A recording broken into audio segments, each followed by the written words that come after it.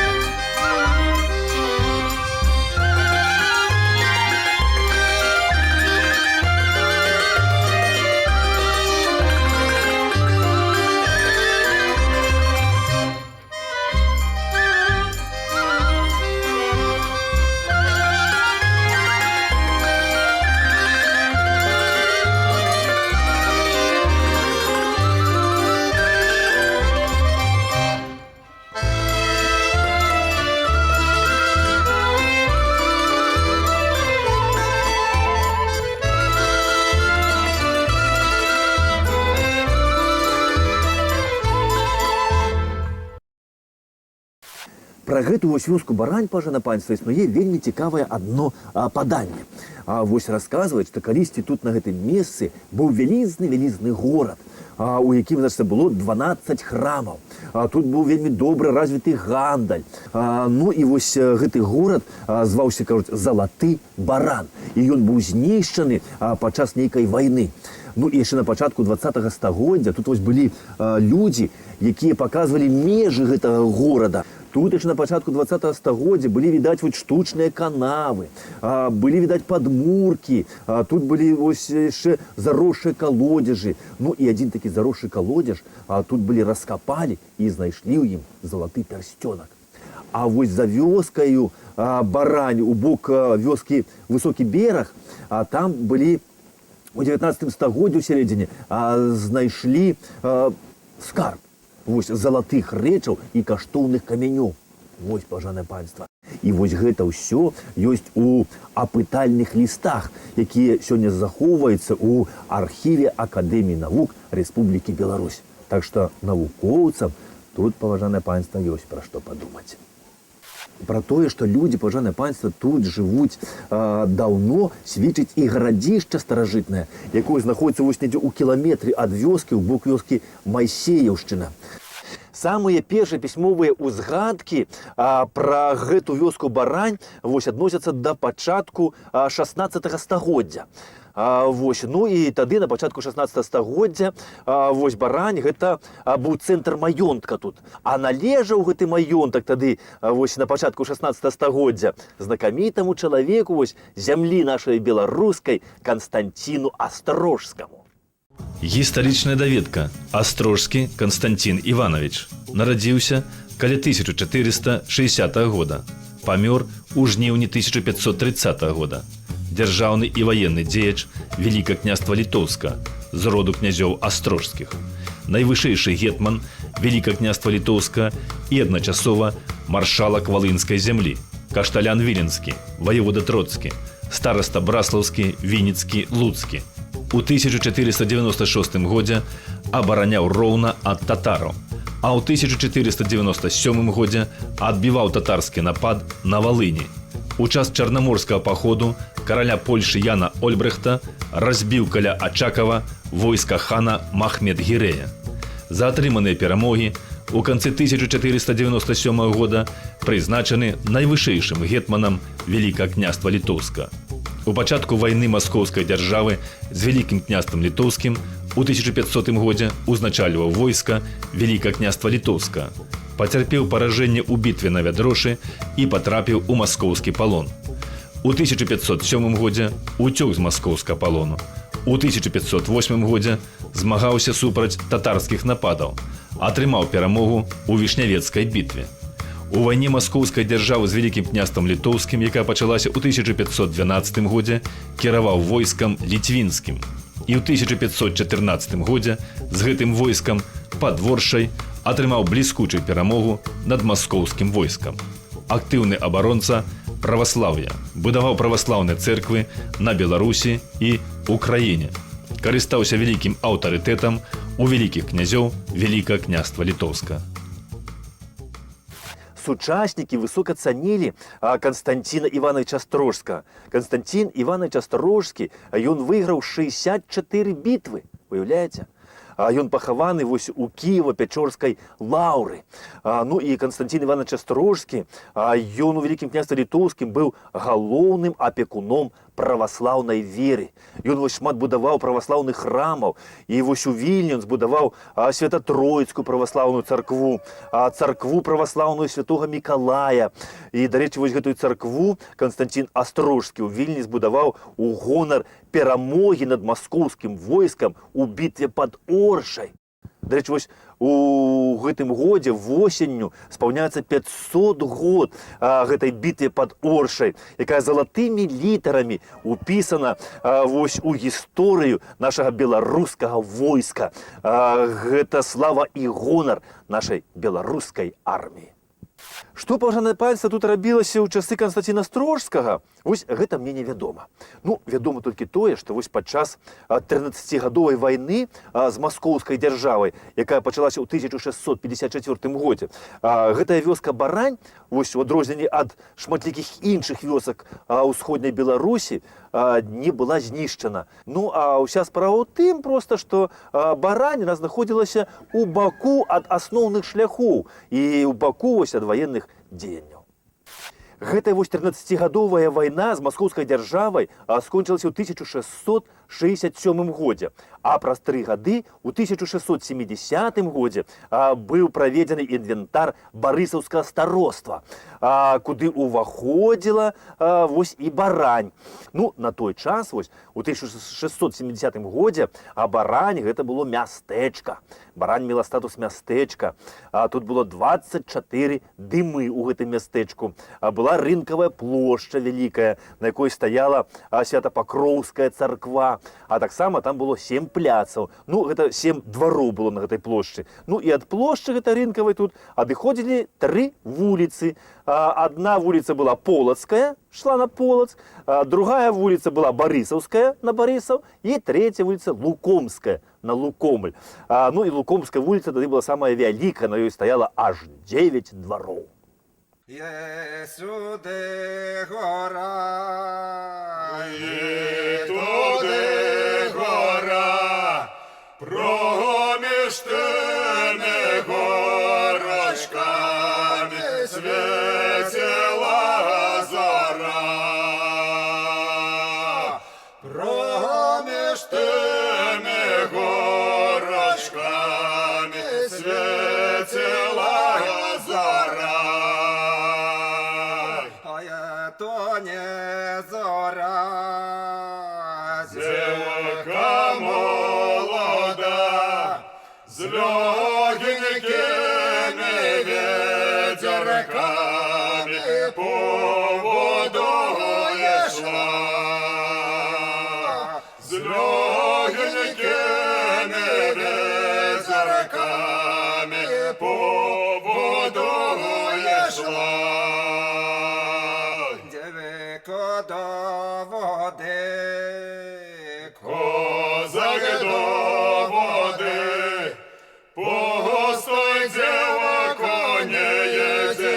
далеко, далеко нього воде.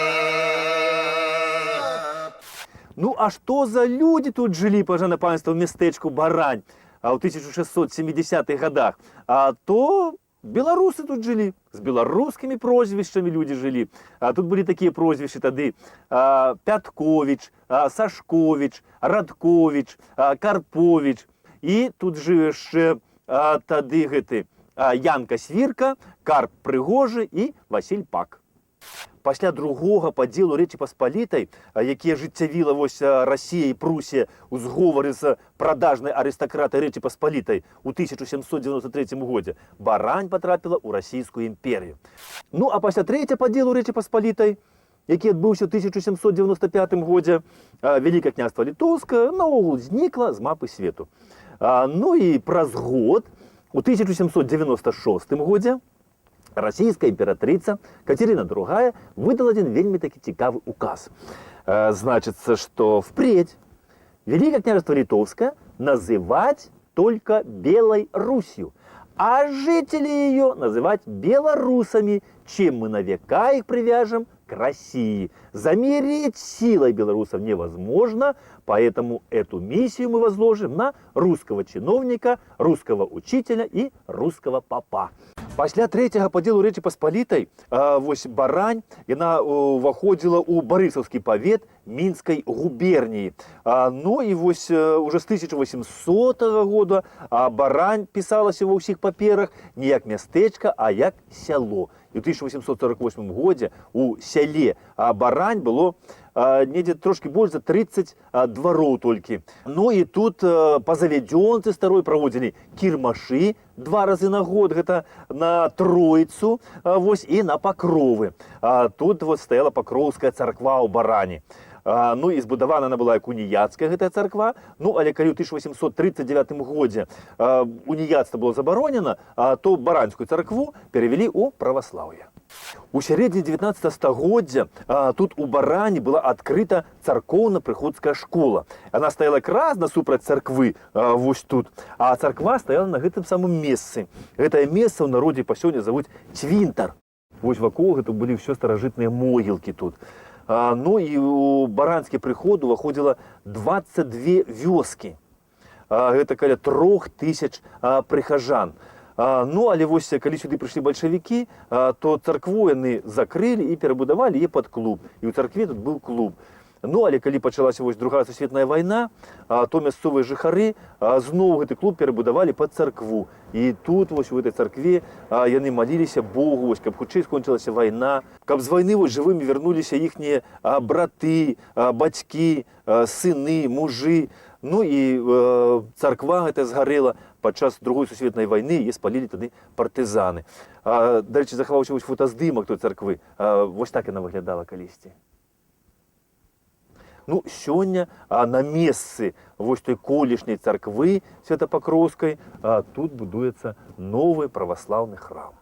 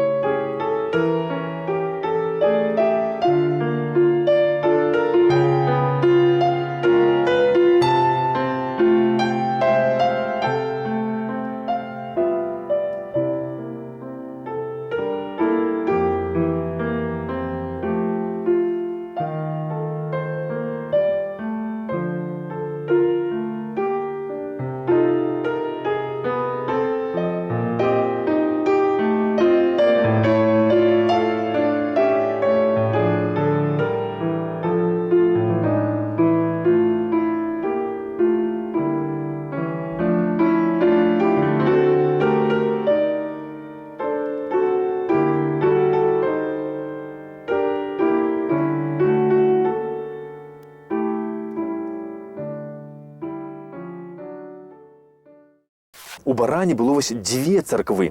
Адна Святапакроўская царква знаходзілася ў вёсцы, а вось адразу за вёскай на могілках вясковых знаходзілася другая царква. Яна была асвечана ў гонар святога Ільі Прарока. Будавалася на пачатку таксама як уніяцкі храм, вось які Святапакроўская. Ну, а пазней уже она стала праваслаўнай. І вось та царкоўка была драўляная таксама, і яна прастаяла аж да 2000 года. Ну, а у 2000 годзе вось замест той драўлянай царквы на могілках тут забудавалі новую гэту царкву і асвяцілі яе ўжо па-новаму. Не ў гонар святога Ільі Прарока, а ў гонар святапакутніка Георгія Пераможца.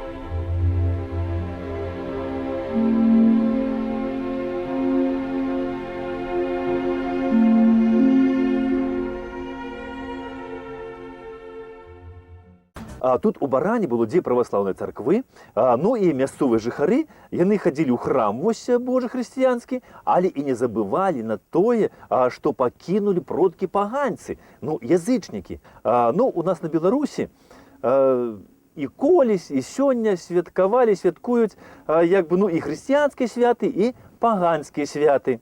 І вось тут у Баране, расказваюць, быў вельмі такі цікавы абрад адзін паганскі. Вось калі доўга не было дажджу і была засуха, то мясцовыя жыхары збіраліся ўсе, бралі мак, які быў асвечаны у царкве на Макавея, і з малітваю абыходзілі ўсе калодзежы па вёсцы і сыпалі туды гэты мак. І кажуць, што недзе праз гадзіну набягалі хмары і ішоў дождж і паліваў іхнія агароды. А сёння, паважанае панства, вось калі, не дай Бог, улетку вось засуха, дык уже па-колішняму дождж і не выключаш. Всё, маку няма, мак пад забаронай цяпер у нас.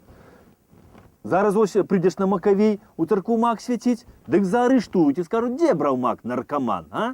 А колі жа сеялі мак, пяклі булкі з макам, рабілі варэнікі з макам. Калі дзіця, якое бывае, начамі не спала, дык зробяць сусла з мака, пасмокча, спіць сабе ціхенька гэта дзіцятка. Казалі нават колісь такая прыказка была, што ой, спаў добра, як з макаўкаю.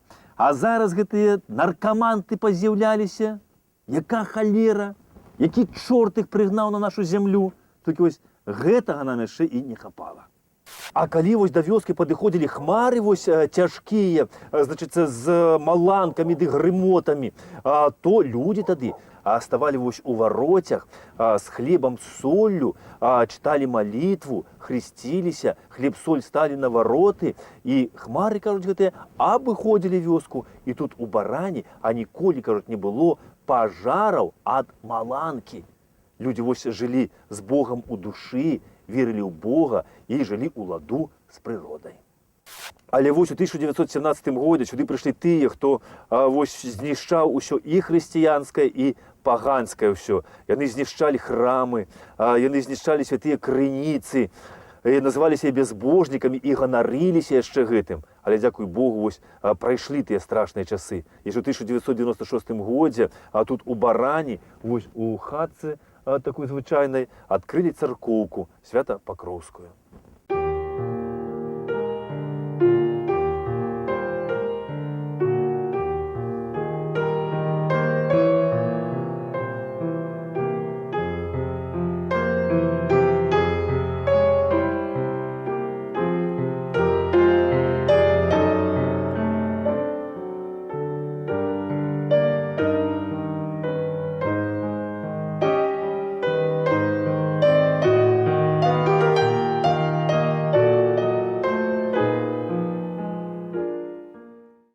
на ўскрайку вёскі, пажанае панства, вось ёсць святая крынічка. І сюды людзі прыязджаюць з усіх мест за святою вадой, а таксама прыязджаюць, каб акунуцца тут у купелі.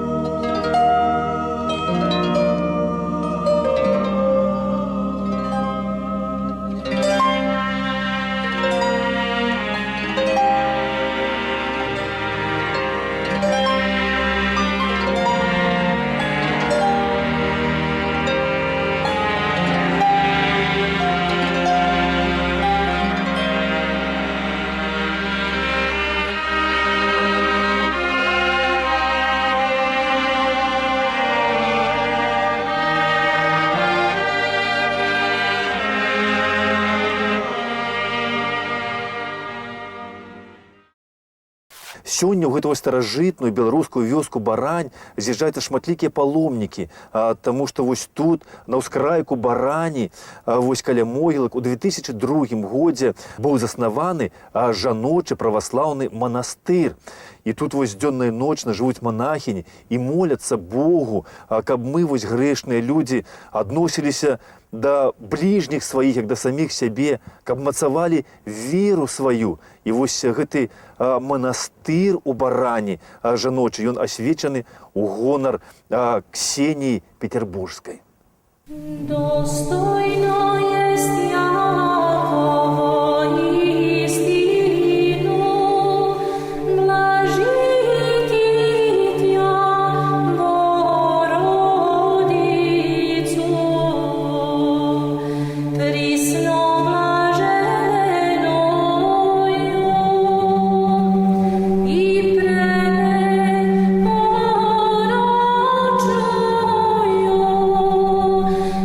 Матерь Бога нашего, честнейшую Херувим и славнейшую без сравнения Серафим, без истления Бога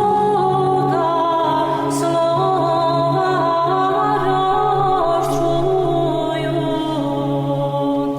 сущую Богородицу,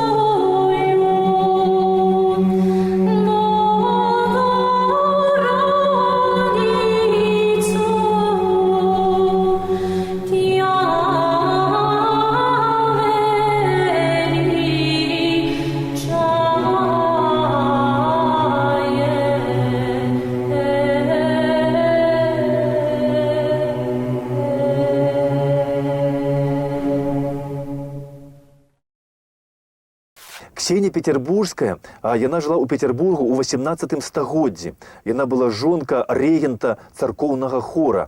І вось калі яе муж памёр, Іван Хведаравіч, то яна тады адзела яго адзенне на сябе і сказала, што гэта памерла яна, а Іван Хведаравіч жыве. І прасіла, каб яе вось называлі менавіта так, Іван Хведаравіч. Ну і яе ўсе, конечно, лічылі за вар'ятку. Ну і пазней пачалі заўважаць, што вось калі яна заходзіла да якога купца ў лаўку, і ён ёй даваў што-небудзь, то ў яго гандаль пачынаў ісці вельмі добра, і справы ягоныя ішлі ўверх. І яе пачалі запрашаць вось усе да сябе, даваць ёй адзенне, ежу. Ну, ад адзення яна заўсёды адмаўлялася і хадзіла пазней вось заўсёды ў чырвонай кохці і ў зялёнай спадніцы, альбо наадварот. Ну, а па начах Ксенія Петербургская найшла за горад у поле і там малілась Богу.